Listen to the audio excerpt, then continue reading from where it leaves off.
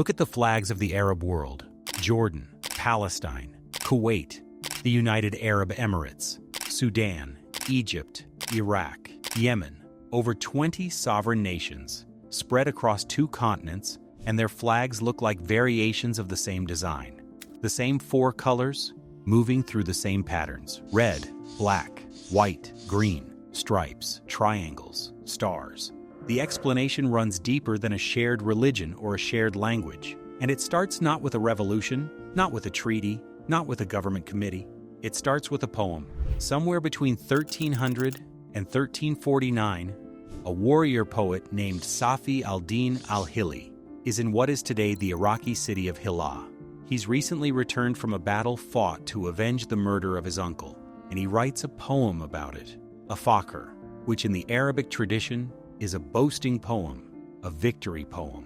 In it, he writes a single line that will outlive him by 7 centuries. White are our deeds, black are our battles, green are our tents, red are our swords. 4 colors, 4 images, 4 ideas about what it means to be Arab. Al-Hili wasn't writing a flag manifesto, he was a poet settling a personal account, putting words to pride and loss. But that line traveled. It moved through the Arabic literary tradition for 600 years, quoted, studied, repeated, until it stopped being a verse from one man's poem and became something closer to a shared cultural memory, a reference point, an answer, long before anyone had thought to ask the question of what Arab colors looked like. When the moment came, centuries later, to design a flag for an Arab uprising, those 4 colors were already there. To understand why those colors were chosen, you have to go back to the empires they came from, because each of the 4 Pan-Arab colors belonged to a major Islamic dynasty, and the people who later raised these flags knew exactly what they were referencing. Black was the color of 2, the Rashidun Caliphate, the first caliphate after the death of the Prophet Muhammad, established in 632 AD, and the Abbasid Caliphate, which rose in 750 and lasted in various forms, all the way to 1517. The Abbasids flew a black banner. It was the color of their authority. White belonged to the Umayyads, the second caliphate, ruling from 661 to 750 AD. At their height, the Umayyad Empire ran from what is today Portugal and Spain in the west to Central Asia in the east, one of the most geographically extensive empires in recorded history. Their dynastic color was white. Green is the color most broadly associated with Islam, with the Prophet's family, with his companions. The Fatimid Caliphate, founded in what is today Morocco in 909 AD and eventually spreading across North Africa, flew green. There's a tradition that the Prophet's cousin Ali was once covered in a green cloak by his companions to shield him from an assassination attempt.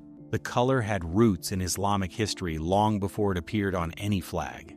Red belonged to the Hashemites, the dynasty that claimed descent from the Prophet Muhammad himself and had served for generations as the custodians of the holy cities of Mecca and Medina. Red was their color. 4 dynasties, 4 colors, each one carrying the weight of an empire that had already risen and fallen before the first modern Arab nation existed. By 1916, the Ottoman Empire controlled most of the Arab world. Britain was at war with the Ottomans, and it needed a way to destabilize them from within. It found one in Hussein bin Ali, the Grand Sharif of Mecca, the Hashemite custodian of Islam's holiest city, and a man with his own reasons for wanting Ottoman rule to end. Britain made him an offer: support us, revolt against the Ottomans, and we'll back your vision of an independent Arab state. Hussein accepted. On June 10, 1916, the Arab Revolt officially began in Mecca. The revolt needed a flag. The man who designed it was a British diplomat named Sir Mark Sykes, the same Mark Sykes who co-authored the Sykes-Picot Agreement, the secret arrangement between Britain and France that divided the Arab world into spheres of influence, was also the man who designed the symbol meant to represent Arab unity and independence. That contradiction sits at the center of this story and has never been fully resolved.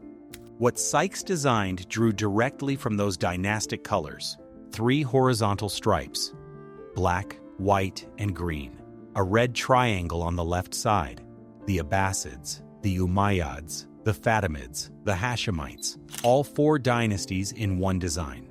He had the flags manufactured at British military supply offices in Egypt and delivered to Hussein's forces in the Hejaz. There is historical disagreement over who bears primary credit for the design. Some accounts say Hussein himself conceived it and Sykes made modifications. Others attribute it almost entirely to Sykes. What isn't disputed is that the flags were deliberately manufactured and distributed as a tool of identity, and the design took hold. After the war, Hussein's sons became kings: Abdullah in Transjordan, Faisal in Iraq. The flag went with them, and as new Arab states took shape, they looked to it as a template. From there, the design spread in 2 distinct waves. The first came directly out of the Arab Revolt. Jordan kept the design nearly intact: 3 stripes, a red triangle, adding only a 7-pointed star in 1928 to represent the 7 verses of the opening surah of the Quran. Palestine adopted the same colors. Kuwait switched to a variant in 1961. The United Arab Emirates and Sudan followed. The same 4 colors, slightly rearranged, flying over different capitals. The second wave came from Cairo, and it arrived in 1952.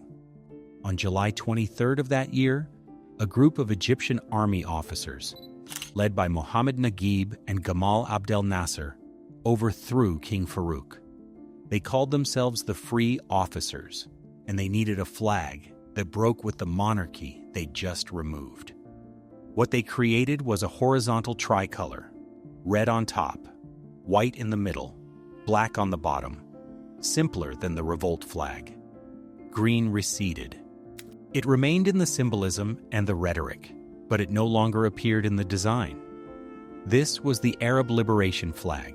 Its colors carried new meaning for a new era: black for the weight of colonialism, white for the future being fought for, red for the cost of getting there. Nasser's Pan-Arabism then began spreading. In 1958, Syria united with Egypt to form the United Arab Republic, a short-lived political union, but long enough to plant the tricolor across 2 capitals. When it dissolved, the flag remained. Iraq took it. Yemen took it. Libya took it after its own revolution in 1969. This is why the flags of Egypt, Iraq, Yemen, and Sudan look, at a glance, like versions of the same flag with different symbols placed in the center. The eagle of Saladin on Egypt's, the Shahada on Iraq's. They are all descended from a single design, born out of that July morning in Cairo in 1952. The pattern is not universal, and where it breaks is instructive. Saudi Arabia's flag is entirely green, bearing the Shahada, the Islamic declaration of faith, in white Arabic script with a white sword below it.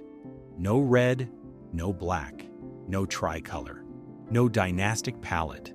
It is the starkest possible counter-argument to Pan-Arabism. The kingdom's identity is grounded in religion, not in a shared Arab political inheritance. Where Nasser's Egypt used a flag to say we are Arabs rising together, Saudi Arabia's flag says something older and airier and, in its view, more fundamental. We are a Muslim state first. Lebanon went a different direction entirely. Its cedar tree is pre-Islamic, tied to a Phoenician past that predates the caliphates by more than 1,000 years. The Arab revolt's colors have no claim on it. The point isn't that these countries rejected Arab identity. It's that a flag is a choice. Every country that raised the Pan-Arab colors was making an argument. Every country that didn't was making a different one. The answer to why Arab flags look similar isn't laziness, imitation, or coincidence. These flags look similar because the people who designed them were all making the same argument: that a shared history existed, that it was worth claiming, and that 4 colors were enough to say so. Not every Arab country agreed. That's the point. A flag is never just fabric.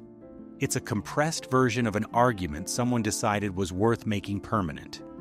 In the Arab world, That argument traces back to a line written by a warrior poet in Hilla, Iraq, sometime in the 14th century, a man who set out to commemorate a family battle, and in doing so handed a color scheme to nations that wouldn't exist for another 600 years.